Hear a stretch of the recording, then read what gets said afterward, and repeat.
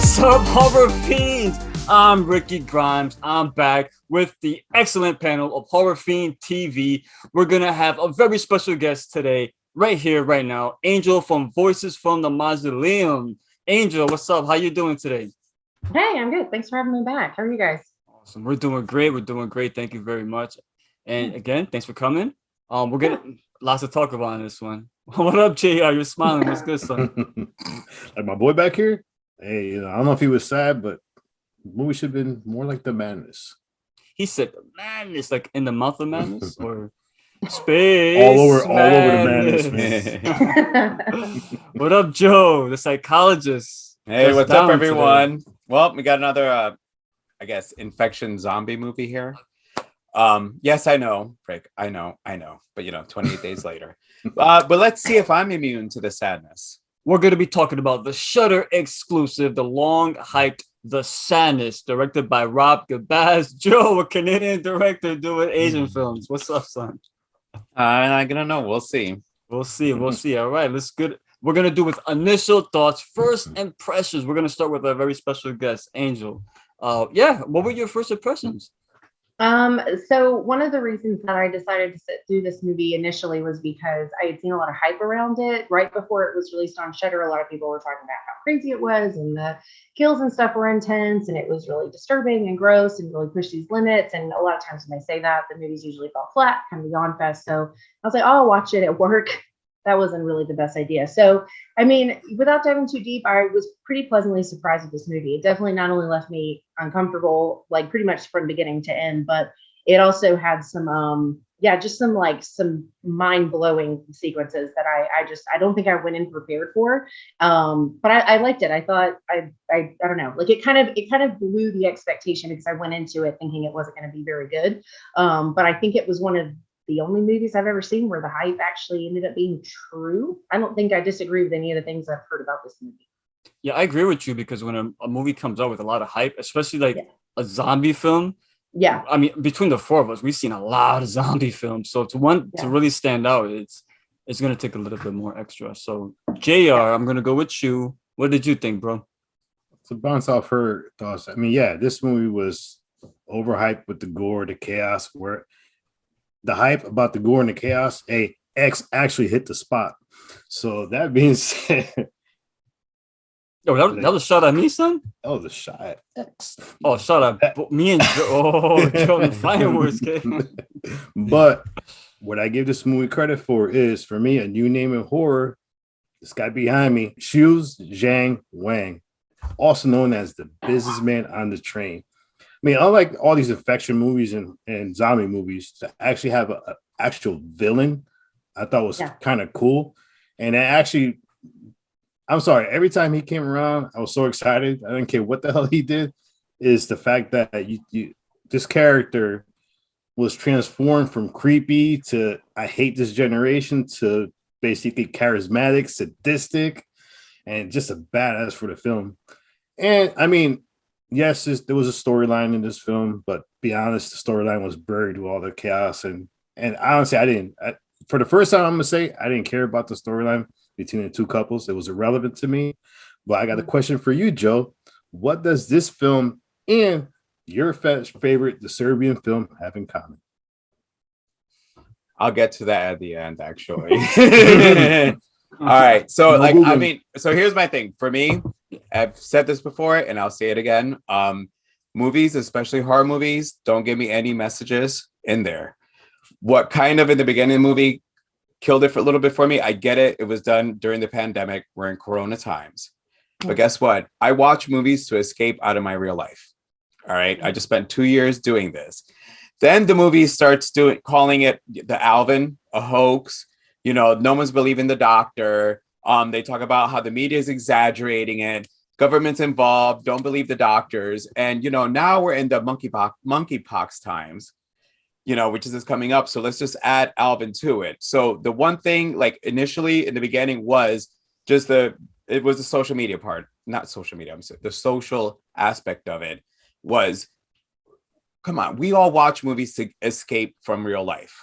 And I kind of did, again, it just, for me, I get the whole virus thing, but you know, I just didn't want it to happen. I didn't want them to piggy tail off of Corona, basically. Yeah, that's what they really did. It was obviously it was filmed during Corona. Yeah. And they couldn't get, I mean, this was filmed at peak COVID too, when a lot of people weren't even making movies. So you can tell the whole train set was reconstructed. That was not real. That's on set. And so was one of the laboratories. I forgot what it was that I read. But yeah, a lot of the sets were built from the ground up because they couldn't get clearance to go somewhere to actually film. With that being said, I agree with you, Joe. But for me, it doesn't really. I'm a Romero fan, and George Romero always puts social commentary in all his films. So, but they're sublime. Yes, that's the difference. My whole point. You're right. You're right. They are sublime. In your face. This was in your face. Yeah. So I knew this was going to come up because I knew that I was up against the other, zombie person who understands it. Whoa! It didn't. But Romero was sublime. In those, it wasn't. The message wasn't in your face, whereas right in the beginning, the message was in your face. Another big difference with Romero, he was way ahead of his time. Yes. His messages and his films, no one really picked up on it until years later. Like he saw where the world was going. So again, unless you were looking for it, you didn't really. It wasn't like it didn't disconnect you. I could have sworn I told you guys about the message in Night of the Living Dead. We disagreed on that though. I remember that. But it's the true story though. It is about racism. It is his vision of what America was like as far as racism. Yeah, we'll talk about that. So my initial thoughts, I'm a gore fiend, so the movie was hyped a lot, but obviously by us or GR, for example. Yeah, Jared did hype it. Because when I never heard of this until Angel brought it up and GR picked up on it quick. I never heard of this film. And then I saw it all over social media and I keep seeing I stay away quick. Once I know I'm going to review it, GR told me we're going to put on the schedule. All right, I'm out. I'm not looking at no more anything about this movie. I don't want to know nothing about this film. So when I went in there, I knew it was going to be pretty violent. And the little warning in the beginning was hilarious because it says warning, graphic content if you can't, whatever. First of all, it was a double-edged sword because it is kind of true, but at the same time, it was really like cheesy the way that came out. It reminded me like one of those 70s grindhouse flicks. I did it just because every other movie was doing it. But I like that. I enjoyed it overall. I enjoyed it. I have serious problems with certain aspects of the film, but as a fun film to watch, and I'm a gore fiend. That's why GR was hyping it to me because he knew already because of the violence, I'm going to be all over it. And it's practical. Very little CGI, which there is some CGI, but very little was used in it overall. And that's going to draw me in personally. And as far as the story, like GR said, no story whatsoever. I don't go into zombie films for stories, but the two couples, which was framed pretty decently at the end of the story, didn't really matter at all. So that was almost a little bit of a waste of time. But overall, I enjoyed it, had fun, and we'll get into the pros and cons later on. But that's my take on it. So let's go. Again, this movie is very violent, very violent. Yeah. I'm used to this though. I've seen so much schlock and B movies that are really obnoxious and gory and bloody. So to me, this wasn't really like I wasn't uncomfortable, but it was refreshing because I haven't seen this in a very, very long time. So like finally somebody, is very unapologetic and very relentless as the film was. But again, I'm gonna go into that, some of my pros and cons. But the kills in this, there was lots of them. Let's get into this, guys, because everyone loves their favorite kill. Angel, we're gonna start with you. What was the favorite kill that really made you be like, yes? My answer is a total cop out, and it's only because I really genuinely didn't have like just this single kill, this single moment where like I was just like blown away. I think the entire sequence in the train was like my favorite sequence in the entire film. Thank you for that, because honestly, to be honest, when I did the format, I thought about it later. I should have put favorite moment because this isn't a slasher. Right. It's hard to pinpoint. Yeah, I agree. Yeah. I agree. Yeah. So that was my favorite, which I had already seen memes of that scene. I had already heard about that scene. Like it was, by the time it came out, so many people were posting stuff about it already. But I think that I think the choreography of sequences like that is always super impressive when it's all practical. So the movements of each individual person in this, essentially this like narrow, crowded space, like it just, I don't know, it just made me, I was unsettled from the very beginning, because as soon as it showed her getting on the train, I was like, oh God, it's about to do that whole sequence that I've already seen pictures of. Okay. But I thought that was so well done. Like the gore was spectacular. Like it was super well done. And some of it was a little over the top, but I don't think that took away from the moment. And just it was this weird moment of like, you're getting this build up, you can tell some shit's about to go down. And then it's like just insanity for the next several minutes, and people are falling over, and you start getting into, this was when I started putting together that this reminded me of the graphic novel series Crossed, because this was when you started getting some of those sexual elements, and this is when everything started to just get like really crazy. So I think that was like my favorite chunk from the movie was that entire sequence. I don't know, like I was just super impressed with everything about it. The choreography of the movements, everybody that was involved in hurting or being hurt, like all of that was just really, really well done. And it sets up so many things, like our villain, it sets up I don't know the girl's name, but the other girl that the main girl helps, Kat, right? It just Kat, yeah. So it sets up like all of these things that come in like way after the fact. But that was my favorite one. I just thought that was so well done, and it just had me like on the edge of my office chair. Yeah, I'm glad you brought it up. Cross, Garth Ennis. Yeah. Joe, I saw you you reacted. So it's an inspiration. This is Cross. Cross is the exact same storyline. Minus the cross, and it didn't go near. Oh, I'll get into it later, but it didn't go nearly in depth as depraved as that was. But it's the same. It's the same. It's definitely loosely based on that comic series. Good catch on that. Yep. Yeah. How about you, bro? What you like? Two quick honorable mentions before I get my favorite scene. I kind of like the opening sequence where the old lady was walking outside. That dude hits her with the car.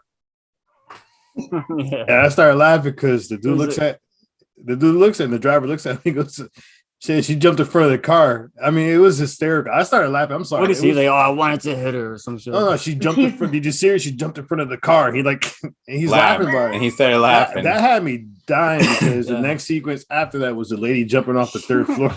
I mean, just those two back to back. I was like, all right, this is good. This is going to be crazy and expect just total chaos. But for me, my favorite kill scene was my boy behind me when towards the end of the movie, he finally catches up to her and she just beats the crap out of him.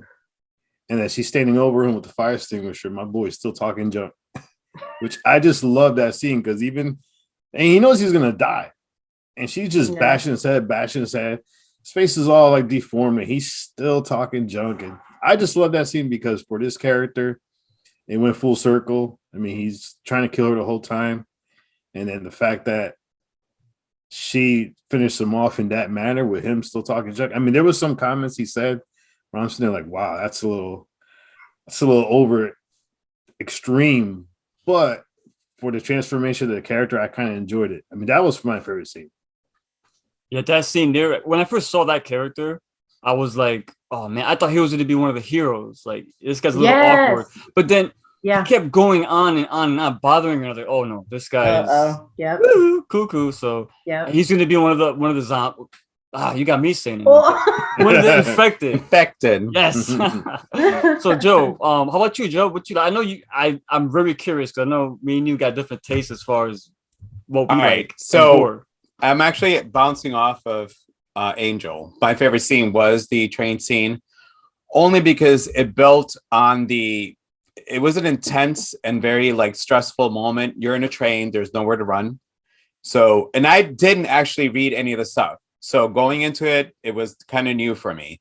So I loved it was calculated, but at the same time, frenetic version or frenetic way that the guy was just stabbing people. Because if you look, some people he was like bam, bam, bam, and others he was like slow. That was awesome. So it was so I did like that. However, once he stabbed into that one guy's neck, Yes. we went all Sam Raimi here. Yeah. And you took me out. You took me out. I was gonna say that. That's in my con. That's in my literally con. when it shot out, because then it went comical. It's too much. Because up until that scene, Rick actually knows this because a lot of times I message him through the middle of the night. I watch these movies on this bed in the guest room, and I'm like sitting there watching it, and I'm grasping myself in the train scene. I'm from up north. I mean, I'm from Connecticut. I've done the Metro North. I've done the New York train. So being in that claustrophobic situation, I got that. But once it got there, it took me out of the scene. It for me, it was a great scene. And once you got to that, it got comical and it kind of fucked it up for me. Yeah. So, but yeah, that was like my favorite scene. What was just the train was just the intensity, and you knew what was coming up. You knew because you read it. I knew because I felt it was coming. Yeah. But still, like you got to this point, all of a sudden that happened. You're like, oh, all right. Yeah, that scene when he was stabbing everybody, it was very grounded. And I was like, oh man, this is great. But then like once all the blood hit the ceiling and it's just everywhere, I'm like, it was crazy. Yeah. I was like, oh damn, man, it took me out. But I still enjoyed it. You took out. You were giving a little bit of reality to the infected part. Yeah. And then that scene, you took it over. But I didn't think of Sam Raimi. I thought of Peter Jackson, Dead Alive. That's what I thought of. See, and I went Sam Raimi. I mean, that's either way, Raimi, you can't go wrong with that. Drag Me to Hell, Drag Me to Hell, and Evil Dead. That's the other thing from that scene that pissed me off was all that shit's going on, and people just standing there looking at it and like not running and not trying to get out. They're just staring. And actually, hold on. And to get to your character, what I didn't like about that scene, because he was actually trying to be nice. And this is the problem. Listen, I'm going to be 50 years old right now. So this is the problem, is that we're so used to talking on social media and on computers and phones that we don't know how to socially interact with people. Yeah. So I was actually that kind of person that used to be on the train. Yeah. I took trains, I took buses. If I sat next to you and I knew it's going to be 45 minutes, I'm going to talk to you. And that's why I thought he was a hero character, because once he said, "Oh, the kids on their phones," and that. Yes, and well, and when she said, she's like, "You're sexually harassing me," he goes, "All I said was hello." Like all I took from that scene was all I said was hello. He did touch her. He did put his hands on her. He did. So again, when she's so that's why she said that. Including with my job, one of the things to make my patients feel a little bit more comfortable in understanding things is sometimes a touch. Not towards the legs though. Yeah. But I get that. But some of the older generation, you see, even in comedies, you look at something like they talk about the older people like touch the face, kiss the lips. Older people just have a way of expressing like social interaction that we do. So I actually thought Kat was kind of a bitch in that scene, to be honest with you. I thought that too at one point. He was trying to be nice. I feel he was generally. Again, I thought he was a good guy. I even if he did the touching of the leg may have been your one little thing to make his character change. However, up until then, I felt he was genuinely trying to be nice, and you're going to be rude to me. Yeah, I'm just saying hi. Yeah. Like, well, think about it. I mean, his whole monologue, it was foreshadowing this whole thing. It was basically talking about the downfall of society, because he goes, I'm sitting here trying to have a conversation. What's wrong with this generation? What's wrong with these times? Yep. You can't sit there and have a conversation. What's wrong with people? And bam, the dude starts stabbing people. So it was almost like. See, you're right, JR. But what gets me, and again, he did put his hands on her. He did touch her, which was a little. That's creepy. the only thing. All right. You know what I'm saying? So I'm going to tell you right now, dealing in my job, I get so many, especially with the Puerto Ricans especially, Puerto Ricans and African Americans, when they're really comfortable, they will put their hands on you while they're talking to you. And sometimes it's not even done. It's almost they're comfortable with you. So that's why, like I said, I didn't look at it at that scene. I didn't look like he was trying to be fresh with her at all. Yeah, not to start at all. Like, it's open for interpretation. I'm a man. Angel, you're somebody touched my daughter's leg. That's what I was about to say. I think part of what is happening is if generational or not, older generations have a hard time with boundaries. And so like, I'm even the type of person where, and my coworkers have called me out on this. If we go out to a restaurant as like a group and the server touches me, I'm not like, if we don't know each other, you can't touch me. Like I'm super weird about that boundary of touch and putting your hands on me. That's a personal boundary. And older generations have a much harder concept of personal boundaries, because his immediate thought was, oh, I gave you a compliment, you should just be nice to me because I just told you you were pretty. No. Women have to deal with a lot of that shit like all the time. You guys do have to deal all with the that. time. And that's the thing. And like, and when you're younger and you're on your own and there's this person sitting really close to you, and no, I don't always think that you can come from this place of like, oh, you can't just be an asshole to every guy that's nice to you. You can't assume that because a guy is nice to you, he's trying to get in your pants. But I think that there is a line where you do, as a female in a situation alone, you do feel like you have to be careful. You have to be careful. And so sometimes those things that seem perfectly harmless at a family picnic are not when it's a total stranger and you have no idea who they are. So I think that what I do think is interesting about the things he says and the way it leads into all this stuff later is he has like just these few minutes of a huge story arc, because we get this like polite gentleman, like older man just trying to make conversation, to this like really creepy, like rapey guy that's like only after he got accused of sexually harassing her. Well, I just mean like after he's infected, like what? So but his character, if you look, his character changed up until the moment she said, "We'll call the cops about sexual harassment." Yeah. He's like, sexual harassment. He's like, and again, it's a weird subject. The filmmaker wise, they put that in there for a specific reason because like as a guy, and a gay guy, I've been in those situations myself too, so I know where she's coming from. I can't speak from Angel's perspective as a woman, but I do kind of feel all that he was just like, he did have his big scene because here was this older guy. And honestly, Angel, I'm the kind of person that when I first meet you and we're hanging around, especially if I have to have a couple of drinks, I will go in for a hug. But if I go in for a hug, believe it or not, it's more or less, I'm allowing you into my safe space.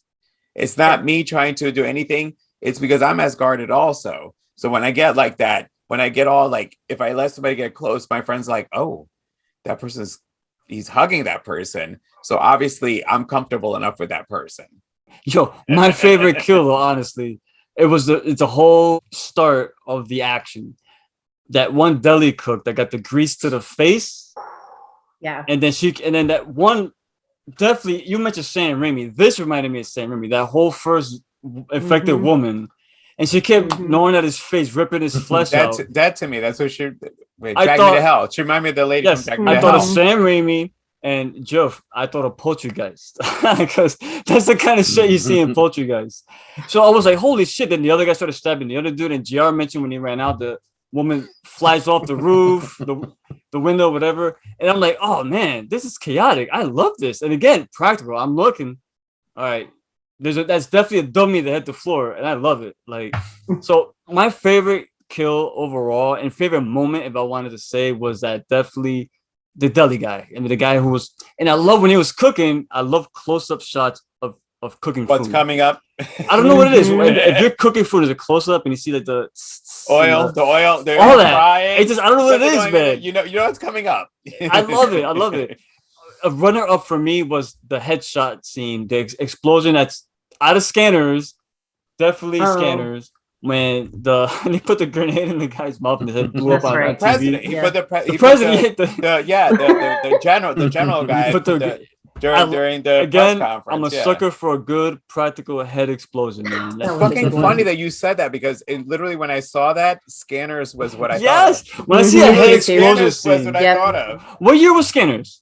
Give or take. Scanners had to be 19, I would say 1985. Okay, so for me, Dawn of the Dead, my first exploding head was when Dawn of the Dead, and during the whole project rating scene, when they kicked the door down, they blew that dummy's head off. It's all just food from catering and stuff. I love it. I'd rather have that than CGI anytime. So that's my runner-up. I loved it. All right, pros and cons. This deserves a beer. Salud. Angel, Voices from the Mausoleum. What's your pros and your cons? So I think my pros, we've touched a little bit on this already. I think the gore is a strong point for the movie. I think it over delivers on the gore. And I think that because some of the gory sequences are a little more balanced and not as over the top, it kind of, to me, it didn't make the over the top moment seem as like standoffish. So like those parts didn't turn me off to it because there were all these other parts where it wasn't so crazy. So I think the gore, the acting, I don't think I had a problem with a single person that acted in this film at all. I think the people that played the infected did a phenomenal job of convincing me that something was wrong with them. I actually really liked the movement of the settings. The way that flowed was really well done. I think my only major con was, well, it's kind of two things. So it didn't have a story, which for movies like this, I am normally fine with, but I think it would have been even more impressive if the story had mattered, if they had been able to make, because there were the sequences like when we got to the scientist where I was like, I don't care about this. Like, I didn't care about him or what he had to say. I was like, who gives a shit? So, but then I actually was a little let down by the ending because it was a lot of, and it's not because it wasn't like the super like little bow ending where everything was happy and everyone got their wish at the end or whatever. But I think that I just felt like I wanted something more from it. We spent this whole time traveling through this non-existent story about these two people that are trying to get back together essentially. And it was like, okay, like I was fine with him being, infected, and I was fine with the craziness and this weird balance of the things he was saying. I thought all of that was super well done. But then when she goes up and she goes out, I was like, oh, come on. Like there was just something about it that felt like empty. Like I just wasn't satisfied with the way it ended. No payoff, it felt like it just was kind of like, okay, like, so I think those are honestly my only two cons. I think the way the movie looks, the great, like the coloring on it looks really good. The way it moves from scene to scene was really like effective. The acting was really good. The gore was really good. The only cons that I have was I wish there had been a little more story. And I felt like the ending was like someone had popped a balloon or something. Like it just didn't, didn't mean. That's fair points all around. GR. Now for me, like I said, I read review upon review upon review. I mean, every single review killed this movie because there was no storyline. And you guys know me, I'm big on storylines. But for me, the gore and just the brutality of this film made me not even care about the storyline, to be honest. I just wanted to see more and more chaos. And that's what I like about this film. That and remember, I go with Rick. They're infected. They're not zombies because they're still alive. And one other thing I liked about this movie, though, is we see infected and zombie movies that the only real villain is actually somebody who's still living, somebody who's alive, somebody who's part of your group. To actually have a movie where one of the infected is a villain and is in the forefront of everybody, not just a random person chasing you. I love that. I mean, this dude did a hell of a job playing this character. What an escape artist too. Like he could keep this guy down, man. And the fact is, I mean, one thing was a little cheesy, I would say, is the fact that he ends up in the hospital, which he knew. I was like, all right, how he got to the hospital. But I kind of like the setup where everybody's in there. He's just hanging outside with the axe. I mean, that was just awesome. I was like, this guy was so good. Did you hear about the deleted scene in the hospital? Which one? There was a deleted scene where there was somebody getting brain surgery. I don't know how during the zombie or infected, whatever. This guy walks in there, right, in that room, and defecates in the victim's mouth. Thank God that was cut out. I don't want to see that now.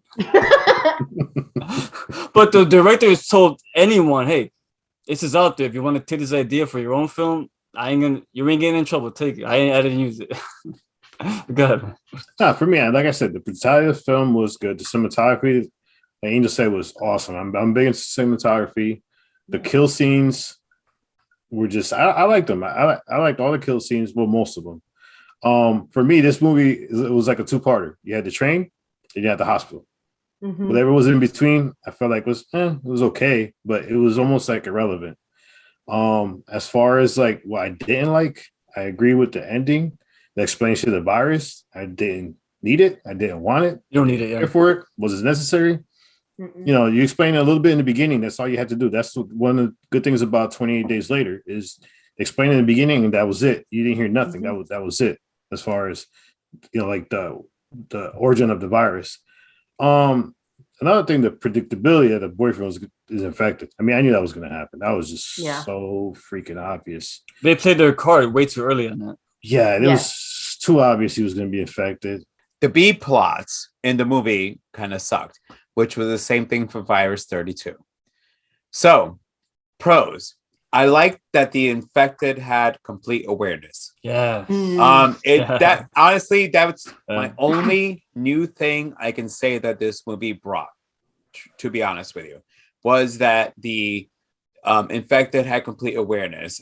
They can talk, live normal lives. I mean, like I said, it affects the limbic system, which only affects your control of your rage, your anger, and your sexuality.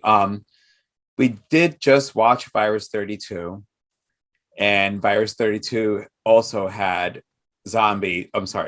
infected that had awareness. This movie had, like I said, the awareness was a little bit more than Virus 32. Cons, I was not a fan of the rape. Listen, I some of the movies that I liked, and in one of the shows that I'll cover, especially with Rick and I are going to be doing that. It covers a scene with rape. Rape should only be put in to move forward your film. It should not be done for shock value. And this movie only did it for shock value. I was not a big fan of it. Irreversible probably has one of the worst rape scenes I've ever seen in my life. Probably ahead of The Last House on Your Left. Even worse than literally, it is. Yeah. But, however, because you brought it up, when Kat got him with the fire hydrant, guess what? Irreversible did that much better. First of all, pros. The gore, the action is my pros all around. The way, I mean, I don't want to say cinematography because it's not that what stood out. It's the way it was put together. And the practical effects of it. Not a lot of computer effects. The only effect I didn't like, again, you mentioned when the subway, when he slit the guy's throat and all the blood just splattered. It didn't make any sense. But I love even when the guy picked up the finger and started chewing it, and then he spits it out. And, that was cool. And I got it again with that one first infected, that woman that looked like something out of a Sam Raimi film. It was terrifying. Yeah, it was cool because they're not zombies, and I love that because the characters in this, GR said it too. Like that one guy, he's a villain. He is a villain within the film that they put him in there as a human first to set him up to be what he was going to be. Again, but I did like that they knew what was going on. And the fact that they always had the tear, which gave us the title of The Sadness, and they kind of went into some bizarre explanation of why that happened. Take it or leave it, but it was there. And I did like the fact that I know Joe didn't like it, the news reports talking about the virus and stuff, even though he's right as far as it's a little too on the nose with COVID and stuff. But the way I saw it, especially when they use words like civil unrest, that's definitely a homage to Night of the Living Dead. Like when they sat down and watched it. Same thing what happened with us with everything going on. There was a lot of civil unrest. Yeah. When they watched the TV and Night of the Living Dead, the news reports, and they're all confused. They're watching it and they got civil unrest as a word they use. Again, here, when they're watching the news and they use that same as that word, we don't know what's going on. I was like, okay, this is definitely giving me, absolutely the same verbiage. Little homage. Yes. For us, zombie fans, nobody would catch that but us, right? Right. It's not a zombie, it's an infected. I'll take it though. I like stuff I can fit in my back pocket. Zombie fans know when you're gonna go, here's a little hook for you. So no, that was a little like I got that part. Yeah. The only like cons, like I wish they again, because this is kind of loosely based on the Garth Ennis book Cross. I think they could have went even further with the violence and depravity, not the rape. Again, Joe, I agree. Sex. No, I don't think this movie. It could be implied because that's what they do, but they went way out of their way to constantly bring it to your attention. Like when that one bad hero zombie, what he did to the girl with the eye patch, Well, here's the thing though. If you notice the way that the filmmaker tried to kind of like just not make it too much, the actual first rape victim was a man. Yes, it was. You noticed that it was a man. Like the that first makes it rape victim. easier. So it was kind of a way of showing you like, okay, it's not just the women, the men. It was on purpose. That was on purpose. 100%. I like honestly, just the way they described it affected limbic system and your control of violence. That's all you needed. Say something though. There's that one scene where that chubby dude once again he's going in the hallway.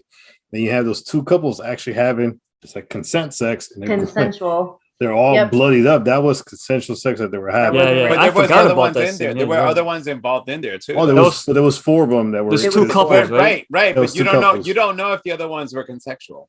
Well, they're all infected though, right? Weren't they? Yeah. So remember, you don't know how it drives the women too. So maybe.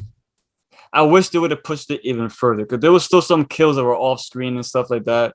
But again, I'm not gonna really kill it for that. I enjoyed it for what it was. But yeah, the cons, the rape scenes, for me, it was a bit much. It didn't need all that. But yeah, let's go on. Closing thoughts. We're gonna wrap this up, guys. Let's give it a score. Any other notes? Any other concerns you want to talk about or things you liked you want to talk about? This is the time. Angel, we'll start with you. So I think this is probably the only time I'm ever going to make this argument because I think you guys know we've talked about this at least once before, but like rape is actually something that if there's like these full on scenes in the movies, I can't watch them. Like I got up and walked out during Hills Have Eyes too. Like I couldn't handle it. So the one thing that I hate to say it like this, but that I did kind of appreciate about the way this was done was that it was all pan away. You know, we see this girl with the hole in her face. Like we see her go down. We get the general consent. Like we know what's going on. We didn't have to see it. And I know that for some that's like, so what, it's still awful. And it's not that it's not awful, but I think that because rape is such a triggering thing for me to see in films, being like the way that they chose to do the sequences that had to do with that and the way that they did this sort of like close the door kind of approach, it actually made me even more uncomfortable and made those things even more effective for me personally. Because normally I can't get through that in a movie if it's too much. Like you want to drag somebody off into a cellar or something and move on, I can handle that kind of stuff. But like I will never watch Last House on the Left. That's not a movie I will ever sit through. And it's because of that. So like, I think that's like the only time I'll ever sort of defend it, I think. But one of the things that I like my last like thing comparing this to like Crossed is full of rape, like horrible. Yes. Horrible. That's why I said it didn't go nearly as crazy. No. Yes. And there's like, and it's drawings. Like it's, I don't know. There's and I got to like, there's like a specific thing where there's like a guy missing part of his leg and Crossed, and there's a guy. I don't know. Like when I started watching it, and they said, but it's different. They said what the virus does to you with the rage and the rape. I'm like, holy shit. This is Crossed. I said the exact same thing. I got like 15 minutes into the movie. And I was like, and I've only read the first one. I haven't read it's the others, a long like, series. I started when it first came out and I dropped off somewhere. Too. Yeah, when I stopped buying books. So before I forget, so what they did is what Tobe Hooper did with Texas Chainsaw Massacre, which has been known to be the most gory movie, even though it didn't show gore. So what he did, the way he did it was all those rape scenes. You only imagine what. Yeah. I hate that scene, but the eye and what you knew what happened. You knew what happened. You only saw it in your own head. You heard it though. They didn't show it. You heard it. The hearing only amplified what you visualized, thought was happening. So kudos on making me feel uncomfortable. In my head, even the baseball visualizing team, that the teenagers with the baseball. Well, the guy that wanted to get his nuts cracked. Yeah, they were like, "Oh, take his underwear off." And like, "Oh God, please, they're not going to show this." And then you realize that he was getting off. Well, no, after he was infected, he was getting off because he was alive, but he. Oh, see, I thought that he was already. The infection took over, and then he was like, "No." Yeah, no. I'm sorry, we're digressing. JR, you. Well, no, but like I said, hold on. Oh, it's an Angel.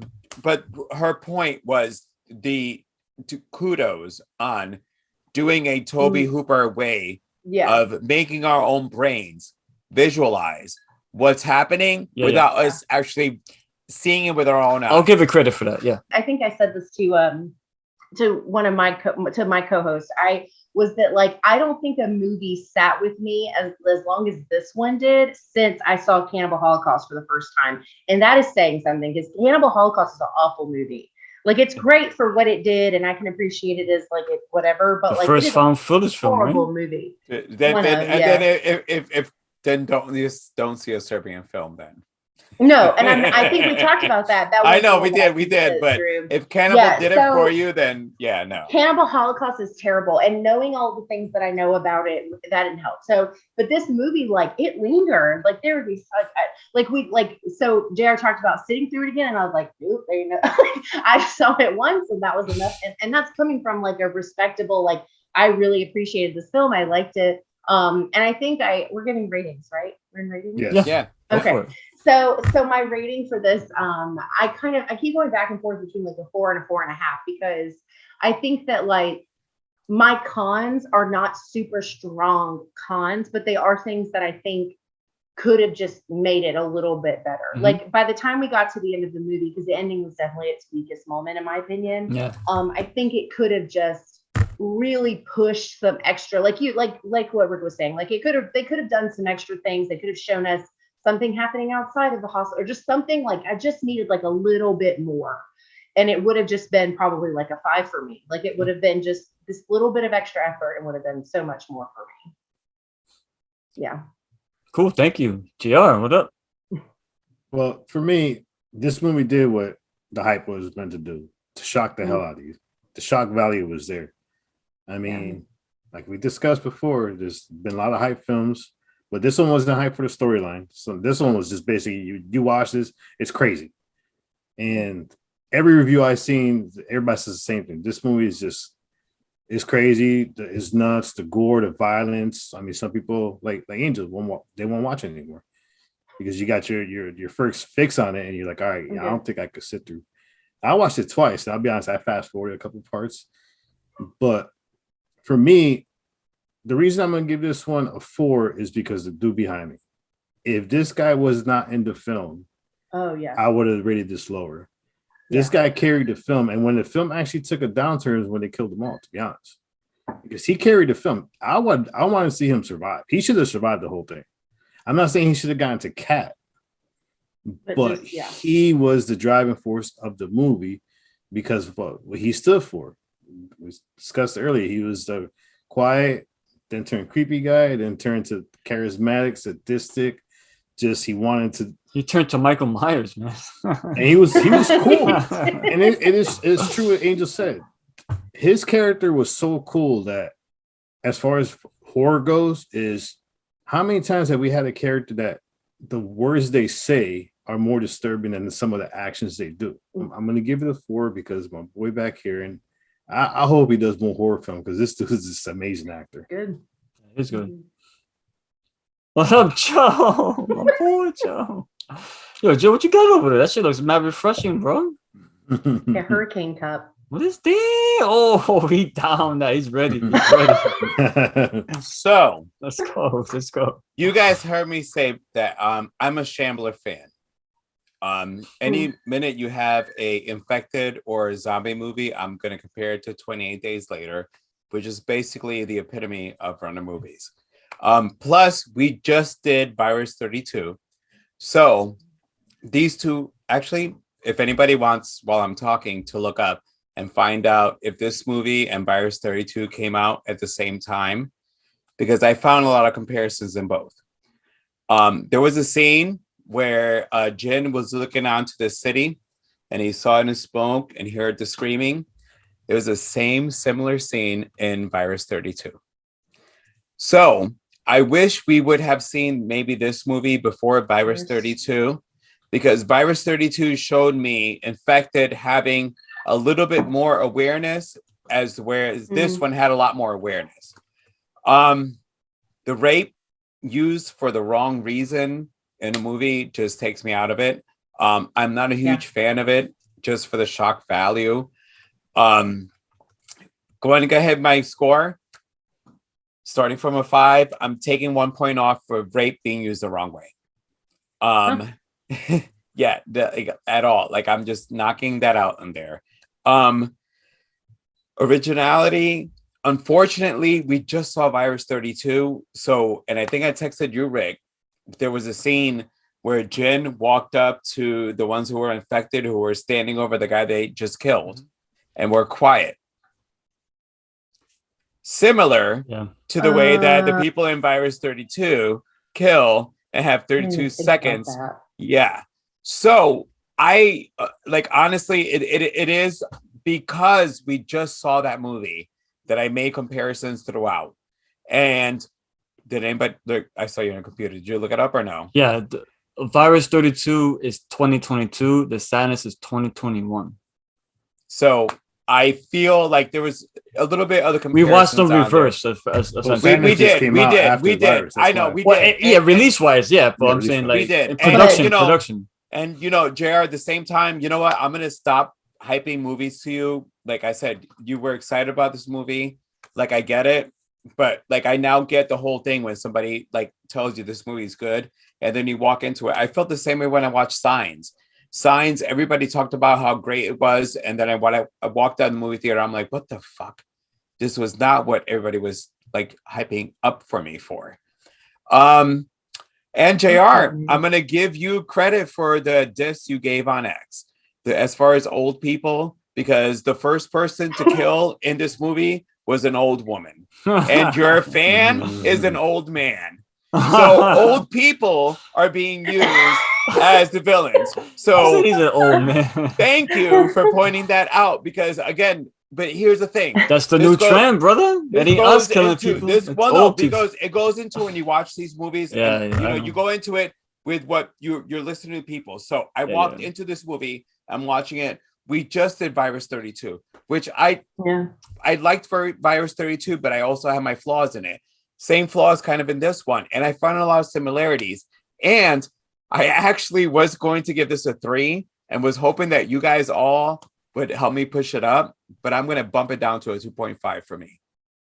Damn. You never answered my question. What does this have in common with the Serbian film? Oh yeah, good. The rape is the rape. No. Have you seen a Serbian film before you tell me? There's one particular scene that this is very familiar to. What scene is that? The eye socket. Serbian film has an eye socket penetration. So does this. Well, again, I'm going to have to rewatch that movie. Even though I said I would never watch that movie again. Angel, you could tell they're brothers, right? Oh no! But here's the thing, though. I'm doing this for the season finale, and if y'all didn't know, look out for the movies that fucked you up. Yeah, movies that fucked me up, because the Serbian film will be the season finale, and that's probably one of the worst things I've ever seen in my life. The only thing that this movie brought to me was the complete awareness that the infected had. The reason why I give it a pass for stories, because if it's dealing with like a zombie or an infected outbreak, it's something that's just going to happen, and I want to see how people react to it, how they take control of it, their mistakes they make, the stuff they make that actually helps out, but maybe not for the long term. I just like to see the planning and shit falling apart, the infighting and stuff like that. I don't think that really requires like a long storyline. But the problem with this film is it structured it as a storyline with the two leads trying to find each other, but there's no payoff at the end whatsoever. So it kind of leaves you flat, you know? I know we don't have much to go. If I can just jump in, I got confused because when Jin was on the phone with Kat and he looked to the water and the mannequin then came to life and took out its tongue. Yeah, I knew it. Yeah. So was the infected supernatural? No, the way I took it was like that's why I got confused. Infection was taking over. It made it look supernatural. Yes, it's almost like a fever dream essentially, okay, but you're awake. Yeah. That's how I took it. Okay, all right. Yeah. And that's when I knew. When okay, I saw that Jim's scene, infected. I'm like, well, wait. Well, they gave it away right there. They said right there, you knew, all right, Jim's infected. So. Well, yeah, that was literally the scene that I'm like, oh. But yeah. And the ending is not for nothing. She was supposed to walk out with the doctor. She got blown apart. Well, you knew that was going to happen when you don't walk out with the person. He said it. He called the military to get you out of there, and you walk out. You're like, hey, he's dead. My score's a 4. I love. Okay. Aside from the rape, because it just felt like it was in a way. It didn't need it. Even though I think Jim and Kat were both likable in their own way, and I think they as a couple they worked, you know, because like JR mentioned, they spent a lot of time with them in the beginning. So you thought, okay, they're gonna play an important part, but all it was getting the infection outbreak from two separate point of views. All you got in the beginning was a non-existent boyfriend in a relationship with a woman who wants more from her boyfriend. But how many times have we not seen that in a movie though? I don't honestly. Hold on, Angel. How often is that just normal? Joe, JR, and Angel, thank you once again coming back. Horror Fiend TV. This was 3 Corners of Horror. That's what we thought of the sadness. To make it short, fun film, lots of great effects, boggled down by unnecessary rape.